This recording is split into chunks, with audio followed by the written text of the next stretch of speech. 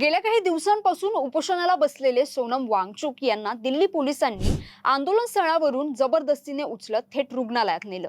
दिल्ली पोलिसांच्या या कारवाईमुळे जंतर मंतरवर मोठा गोंधळ उडाला होता। सोनम वांगचुक यांना रुग्णालयात डांबल्यानंतर आता कॉकरोच जनता पार्टीचे अभिजित दिपके यांनी अन्नत्याग आंदोलन सुरू केल्यामुळे हे आंदोलन अधिकच चिघळण्याची शक्यता निर्माण झाली आहे। त्यातच सोनम वांगचुक यांनी रुग्णालयातून एक संदेश दिलाय।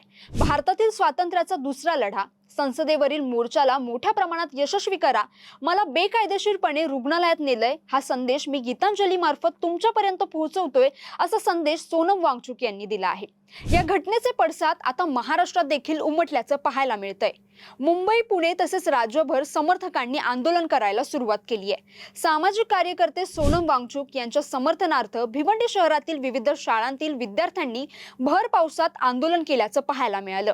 छत्रपती शिवाजी महाराज चौकात झालेल्या या आंदोलनात विद्यार्थ्यांनी पावसाची पर्वा न करता मोठ्या संख्येने सहभाग घेतला। हातात फलक घेऊन घोषणाबाजी करत विद्यार्थ्यांनी सोनम वांगचुक यांच्या आंदोलनाला पाठिंबा जाहीर केला। पर्यावरण संरक्षण, लडाखमधील जनतेचे प्रश्न आणि लोकशाही मार्गाने सुरू असलेल्या आंदोलनाला न्याय मिळावा, अशी मागणी यावेळी विद्यार्थ्यांनी केली आहे।